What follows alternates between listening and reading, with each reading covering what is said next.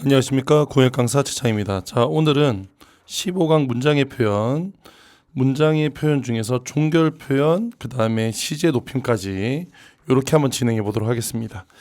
문장의 표현은 이제 그 뒤에 사동하고 뭐 부정표현, 이용표현까지 해서 좀 내용이 좀 많긴 한데 뭐 그렇게 오래 걸리진 않으니까 차근차근 한번 정리해 보도록 할게요. 자, 먼저 문장의 종결 표현입니다. 문장의 종결 표현이라는 건 문장 끝맺는 표현이죠. 문장의 종결 어미를 통해서 이제 실현이 되는데, 다시 한번 더, 이건 종결 어미를 통해서 실현이 돼요. 그래서 종결 어미의 종류가 중요한데, 일단 문장 유형은 여러분 보신 바와 같이 이 5가지가 됩니다. 평서문, 의문문, 명령문, 청유문, 감탄문. 자, 먼저 평서문부터 할게요. 평서문은 종결 어미로 뭐뭘 쓰는 거냐, 뭐뭐다나 뭐뭐 씁니다, 이렇게 요 문장을 통해서 뭐 특별한 요구 없이 그냥 사실이나 생각을 단순하게 전달하는 겁니다. 사실이나 생각을 단순히 전달해주는 문장을 우리는 평서문이라고 해요. 자, 의문문은 물어봐야 되겠죠. 그래서 의문형 종결 어미를 쓰게 되는데, 뭐뭐 하느냐, 뭐뭐 리을까, 이렇게 의문형 종결 어미를 쓰게 됩니다.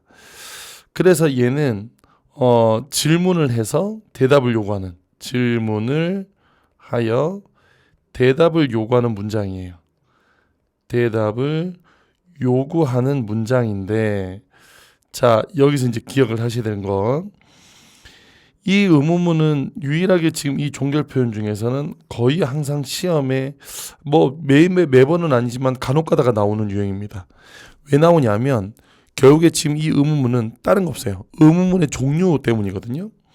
의문문의 종류.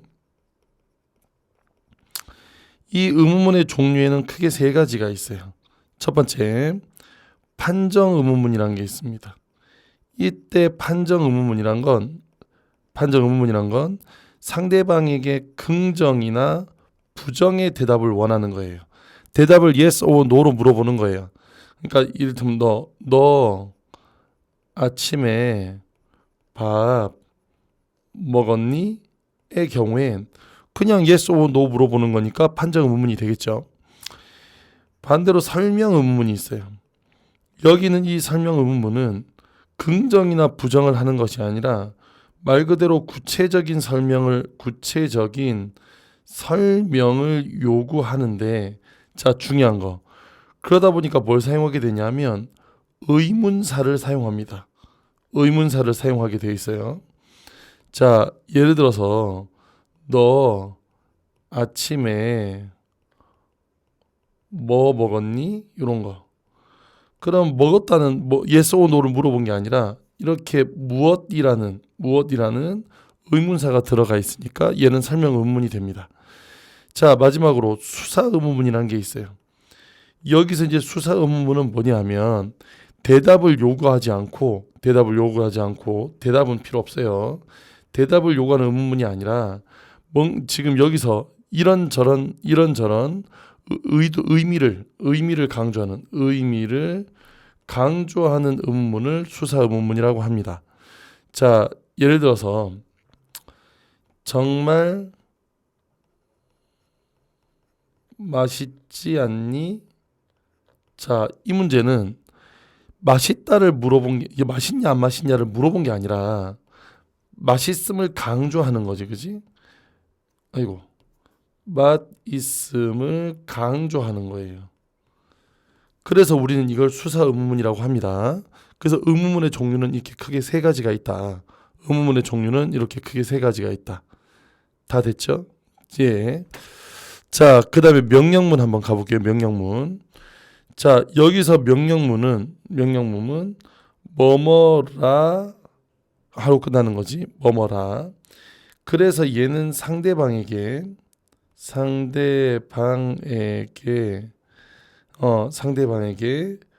무엇을 시키거나 요구하는 문장이에요. 무엇을 시키거나 요구하는 문장. 예를 들어서 내 손을 잡아라. 그러면 내 손을 잡으라고 상대방에게 요구하는 문장이니까 명령문이 됩니다. 그러면 여기서 하나 더. 조용히 하십시오. 자, 그럼 요건 어떻게 될까? 자, 이것도 결국에 상대방에게 어떤 걸 요구하는 문장이다 보니 이거 명령문입니다. 청유문이 아니라. 이 청유문과 명령문의 차이는 청유문 뭐뭐 하자인데 얘는 화자와 화자가 상대방에게 뭔가를 같이 행동할 것을 요구하는 문장을, 자, 중요한 건 같이 행동할 것을 요구하는 문장을 청유문이라고 해요. 그러니까 집에 가자 그러면 나도 집에 가고 너도 집에 가자, 함께 가자가 되는 거니까 요거는 뭐가 된다? 청유문이 되는 거예요. 그러니까 아까 다시 올라가서 이게 명령문이 되는 건 이건 함께 하는 게 아니라 그 사람한테 행동을 요구한 거잖아요. 그러므로 얘는 명령이 되는 거예요. 어떤 느낌인지 알겠죠? 자, 감탄은 혼자말로 느낌을 표현하는 문장, 뭐뭐 하구나, 뭐뭐 하는군, 이런 걸 통해서 자신의 느낌이나 감탄을 설명하는 겁니다. 서술하는 것을 감탄형 종결음이라 그래요. 풍경이 예쁘구나, 이렇게. 됐죠? 이런 거를 감탄문이라고 합니다. 다 구분되셨죠? 이 중에서 가장 중요한 건 의문문입니다. 의문문을 잘 기억하셔야 돼요. 의문문. 자, 그 다음 종결어 표현까지 다 끝났고요. 그 다음 높임 표현으로 하겠습니다. 자, 높임 표현은 뭐 주체 높이 뭐냐, 뭐 객체 높이 뭐냐, 간접 높이 뭐냐 다 중요한데 일단은 주체 높임과 객체 높임은 좀 같이 묶어서 좀 설명을 할게요. 주체 높임은 당연히 문장의 주체를 높이는 겁니다. 서술의 주체. 얘는 서술의 주체를 높이는 것을 주체 높임이라고 하고, 객체 높임은 서술의 대상을 높이는 것을 객체 높임이라고 합니다. 지금 아래쪽에 제가 문장 2개를 준비했는데, 자, 문장 2개 한번 고쳐볼게요. 위에 있는 문장은 할아버지가 나에게 책을 주었다니까 문장의 주체, 즉 주어가 높은 거죠. 자, 여기서 뭐가 틀렸냐면 나는 할아버지가가 아니라 할아버지께서. 나에게는 높일 필요 없지, 나는 낮춤의 대상이니까. 책도 마찬가지고요. 주었다가 아니라 뭐가 되었냐면 주시었다. 그래서 외워두시는 거예요. 외워두시는 거. 요렇게 깨서라는 주격조사를 높임으로써 주격조사를 높이는 거예요. 요거 하나 기억하시고, 주체 높임은 지금 이 문장이 주체 높임이니까. 그 다음에 여기에 시가 들어가는데 시는 2번 얘가 주체를 나타내는 주체 높임 선어말 어미입니다. 그래서 주체 높임 선어말 어미를 썼다는 것도 기억해 두시고요. 자, 그 다음에 주었다라는 건 주셨다가 되는데 이거 말고 플러스 3번 여기에 특수어휘가 들어갑니다. 그 중에 여러분이 꼭 기억할 특수어휘는 계시다와 주무시다예요. 계시다와 주무시다입니다. 왜냐하면 계시다와 주무시다는 여기에 지금 시 보이지? 시 여기에 시는 이거 선어말 어미 아니에요. 선어말 어미가 아니다. 이 자체가 특수어휘인 거야. 물론 여기에 잡수시다도 있는데 이때 잡수시다는 잡수다는 말에 시가 들어가 있으니까 이 시는 선어말 어미가 맞아요. 선어말 어미가 맞아. 그래서 여러분이 뭘 기억하냐면 이 두 놈, 계시다와 주무시다는 이 자체가 특수어휘라는 걸 기억해 두셔야 돼. 이 특수어휘라는 걸 기억해 두셔야 돼. 자, 그 다음에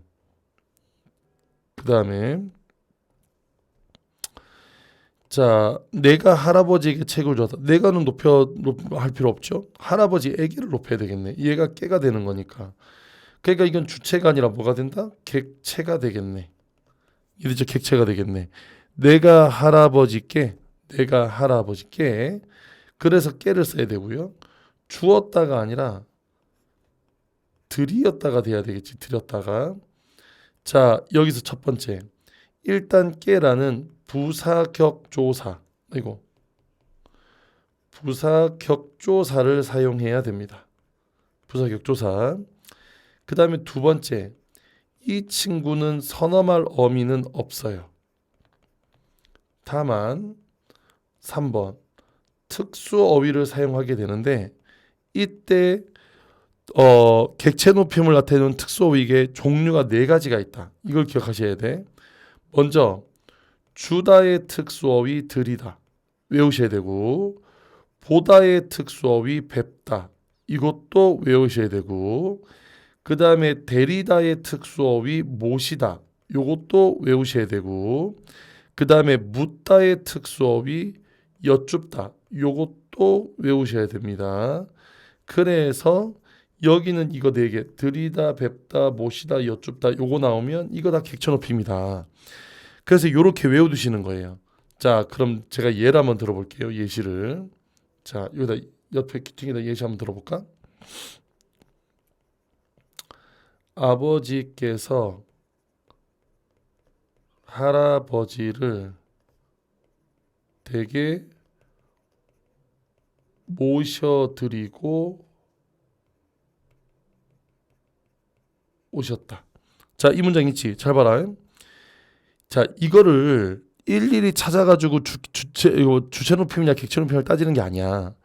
그냥 지금 내가 말했던 여기 있는 거 이거 지금 암기하는 거거든. 결국에 이거 암기해야 되는데, 이렇게 깨서가 나오면 주체, 모셔가 나오면 객체, 들이다가 나오면 객체, 셔시 나오면 주체. 그래서 결론 이 문장은 주체 높임과 객체 높임이 모두 사용되었다. 이렇게 하셔야 돼. 지금 내 말이 무슨 말인지 이해됐죠? 그래서 이렇게 돼야 되기 때문에 이거 지금 뭐 보고 판단을 이걸 외운 다음에 이게 있나 없나를 가지고 판단해야 되는 거야. 문장을 분석하는 거 절대 아니야. 이걸 있나 없나로 판단해야 되는 거예요. 지금 내 말이 무슨 말씀인지 이해됐죠? 그래서 요거 다 그렇게 이해하셔야 되고요.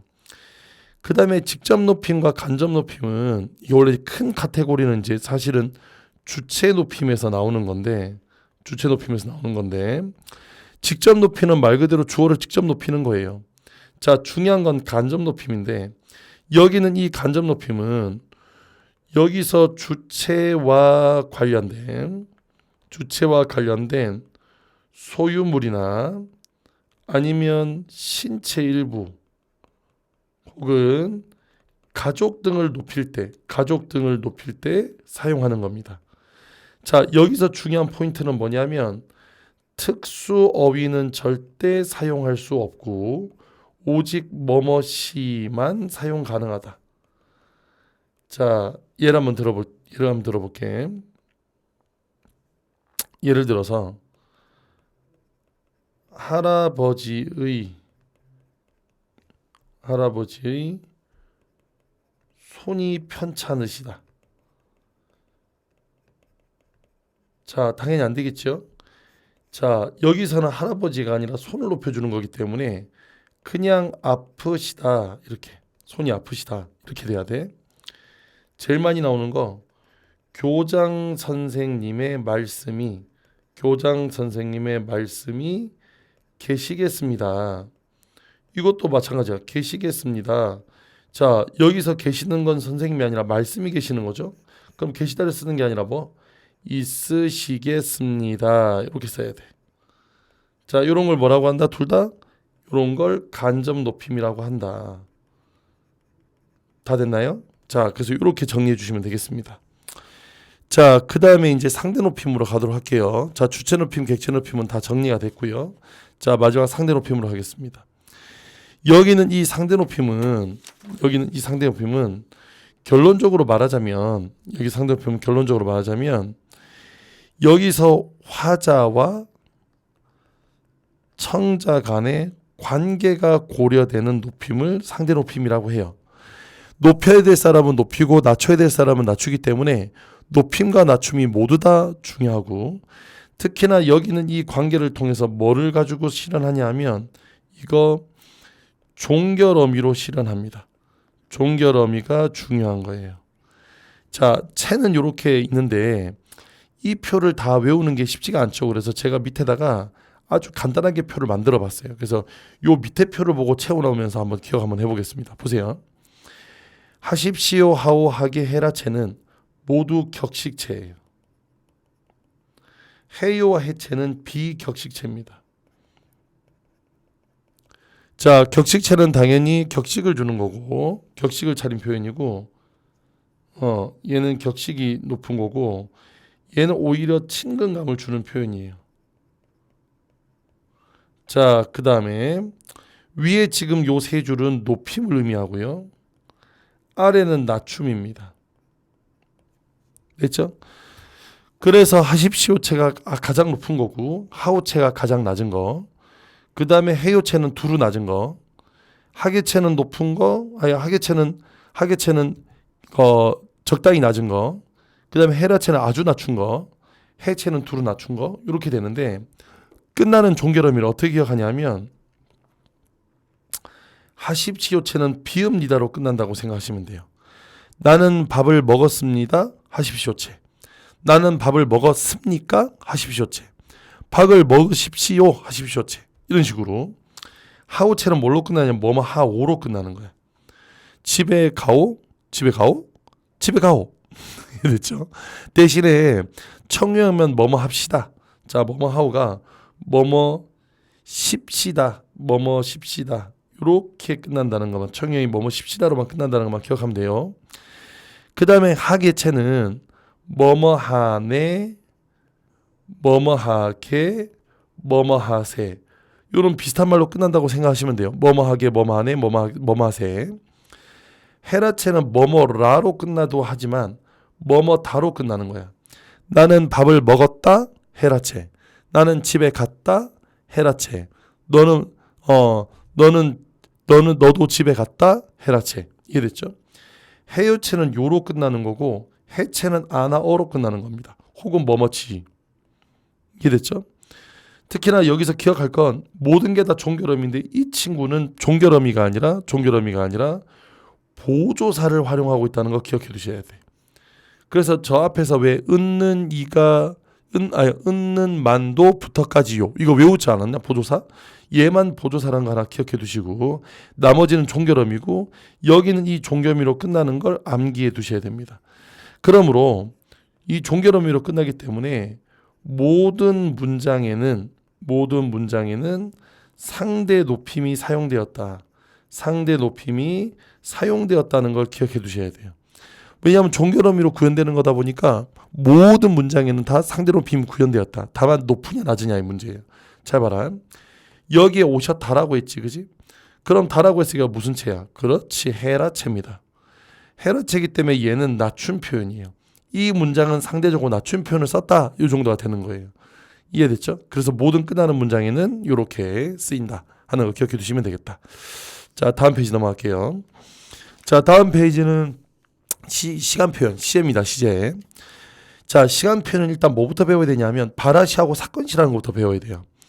이때 바라시란 건 뭐냐면 사건이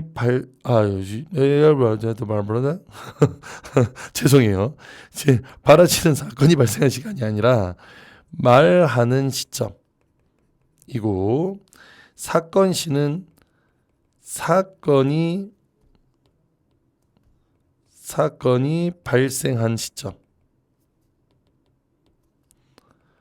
발생한 시점이 됩니다. 그렇기 때문에 여기는 이 말하는 시점의 바라시는 항상 현재가 되는 거예요. 요걸 잘 기억하셔야 됩니다. 자, 밑에 펴보실게요. 바라시는 항상 현재가 됩니다.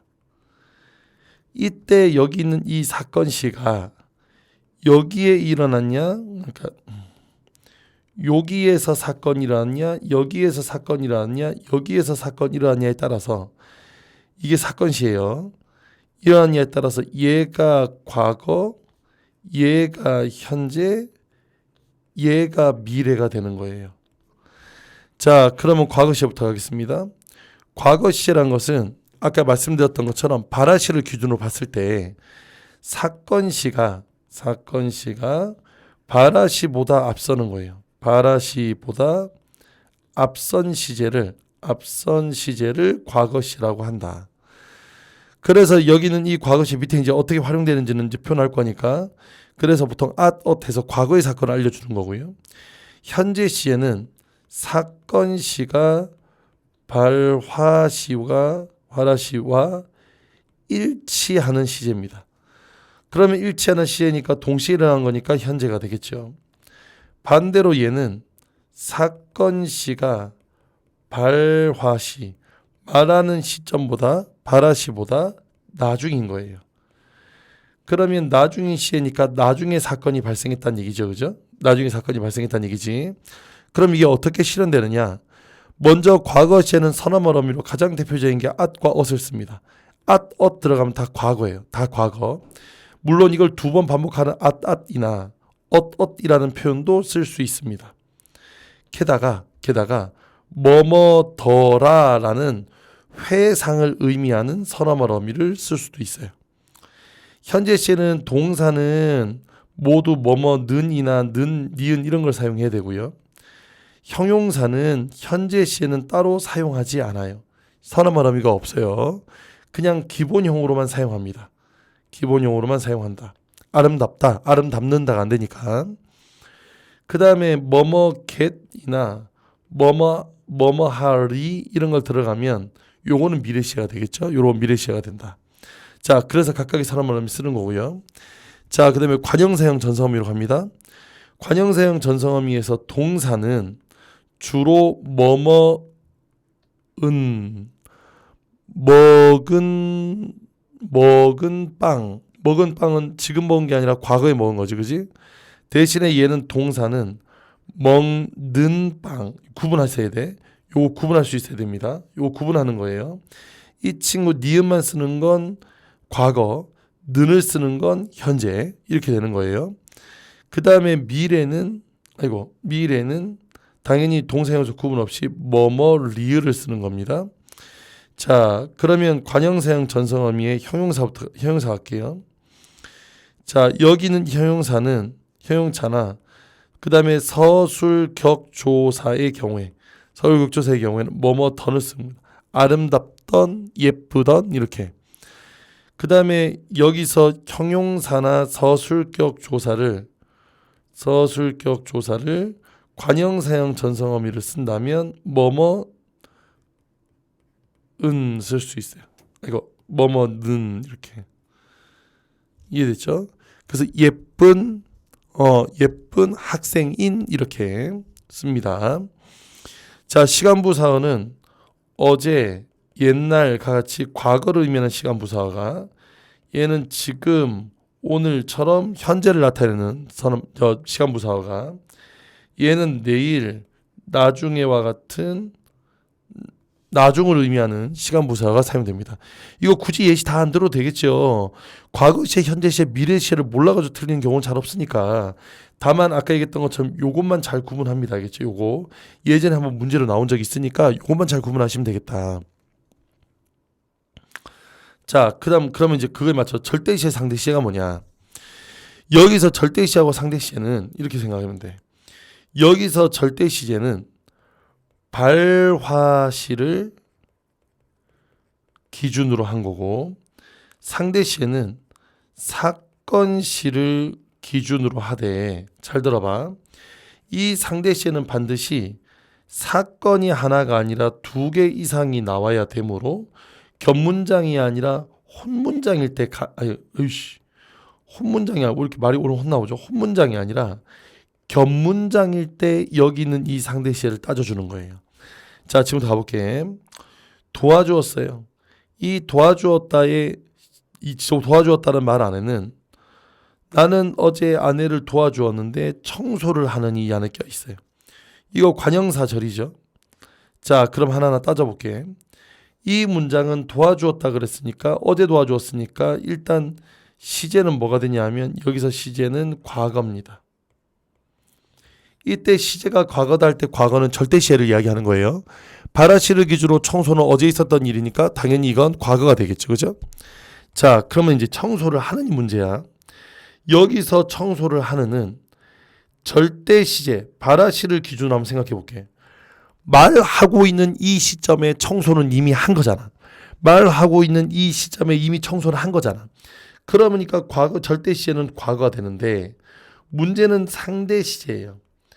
여기서 상대시제는 있었던 도와주었다의 상황을 놓고 이 상황이 어떻게 벌어졌냐를 따져서 만들어내야 되는 거니까 도와주던 그 상황에서 아내는 청소를 하고 있었으니 상대 시제는 현재가 되는 겁니다. 자, 다 이해되셨습니까? 자, 한 번 더 가볼게. 어제 샀어요. 지금 먹고 있는 고기는 어제 산 거예요. 그럼 어제 샀으니까 이건 시제가 뭐가 돼? 시제가 과거가 되겠지? 자, 근데 지금 먹고 있는 이 이렇게 절로 들어왔습니다. 고기를 꾸며주고 있으니까 얘가 얘를 꾸며주고 있어요. 지금 먹고 있는 거니까 말하고 있는 지금 이 상황 절대 시에는 당연히 뭐가 되겠다? 현재가 됩니다. 지금 구워 먹고 있으니까. 자, 그런데 샀을 당시에는 아직 고기를 먹은 상태가 아니다. 샀을 당시에는 고기를 아직 먹은 상태가 아니라 고기는 어제 샀으니까 내일 먹을 예정이었잖아. 어제로 치면. 그래서 상대 시제는 미래가 되는 겁니다. 왜? 그 샀을 당시에는 아직 고기를 먹은 상태가 아니었으니까. 요 구분할 수 있겠죠?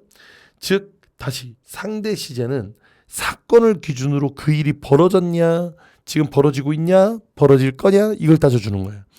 이 문장에 말하고 있는 시점에서 따지는 게 아니라 그 사건의 시점에서 따져준다는 거 기억하시면 되겠어. 요것도 자주 나오니까 잘 기억하시고요. 자, 그 다음에 선어말 어미의 다양한 쓰임 해서 요거까지 한번 정리 한번 해볼게. 자, 먼저 at부터 합니다. 이 at은 원래는 보통 얘의 원래 기능은 과거 시제를 의미하는 건데, 자, 이 경우 보실게요. 저는 엄마를 닮았어요. 이때 닮았다는 건 과거에도 닮았지만 지금까지 상황이 지속되고 있음을 이야기하는 거지, 그지?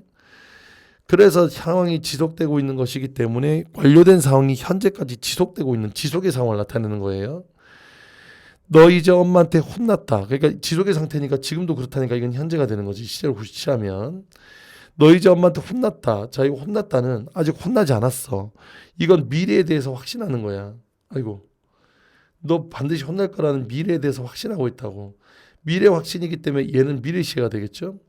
그래서 이게 뭐이냐에 따라서 과거 시제가 아니라 현재나 미래를 의미하기도 한다. 요걸 잘 기억해 두셔야 돼. 현재나 미래를 의미하기도 한다. 자, 그럼 한 번 더 가볼게. 원래 get은 얘는 미래 시제를 의미할 때 쓰는 겁니다. 자, 근데 첫 번째부터 가볼게요. 나는 이 일을 해내고야 말겠다. 자, 여기서 말겠다는 건 여기서 말겠다는 건 의지가 되겠지. 의지. 그래서 얘는 의지로서 첨가해 있는 거고요. 내일이면 소식이 오겠다. 자, 올 것이다가 되는 거니까 얘는 일어나지 않은 일에 대해서 추측하는 거죠. 내일 가면 무슨 일이 일어나는지 알겠지? 내일 가면 집에 가면 무슨 일이 일어나는지 내가 알 수 있지 않을까? 그래서 얘는 가능성의 의미를 가지고 있고요. 이대로 진행해도 되겠습니까? 자, 이때 get은 이대로 진행해도 되겠냐 해서 상대방의 의견을 물어보는 거니까 완곡한 태도를 나타내는 지문이 됩니다. 자, 각각 기능을 다 알겠죠? 그렇기 때문에 여기서 이렇게 get은 미래 시제 이외에 다양한 기능으로 쓰인다. 다양한 기능으로 쓰인다는 거 기억해 두셔야 돼. 자, 그러면 밑에 보세요. 그러다 보니까 이 get은 똑같은 get이라도 어제 제주도에는 비가 많이 왔겠다. 지금 이 왔겠다는 건 추측이 되는 거지. 그러면서 무슨 시제가 돼? 그렇지, 이때는 과거 시제가 되는 거야. 지금 제주도에는 비가 많이 오겠다. 이것도 추측이네. 추측인데 얘는 지금이니까 현재가 되는 거예요. 내일 제주도에는 비가 많이 오겠다. 진짜 아직 오지 않은 거잖아. 그래서 추측하는 건데 여기는 이 추측하게 되면 이건 미래 시제가 됩니다. 그래서 똑같은 것도 자, 여기서 이제 결론. 여기서 똑같은 거. 결국 get이란 것은 의미에 따라 시제도 달라집니다. 의미에 따라 받는 시제 또한 달라지는 거야. 시제 또한 달라진다. 자, 다 됐습니까? 자, 여기까지도 이제 오늘 다 배우셔야 돼. 자, 그래서 get이 이렇게 다양한 의미로 쓰이고 있다는 것도 기억해 두시고. 자, 그 다음 동작상으로 갈게요. 동작상은 시간의 흐름 속에서 동작이 일어남을 표현하는 거예요. 그래서 크게 완료상과 진행상으로 나뉘는데, 완료상은 여러분도 알다시피 그 동작이 거기는 동작이 완결되었음을 이야기하는 겁니다. 끝났어요. 끝난 걸 얘기하는 거야. 그래서 예를 들어서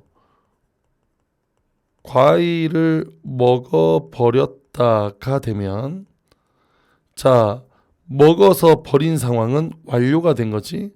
그래서 얘는 동작상 중에 완료상이 되고 있고, 그래서 이 완료상에서 가장 많이 쓰는 건 있다, 버리다 등이 있어요. 이해되죠? 이런 것들은 다 동작을 완료되게 해준다.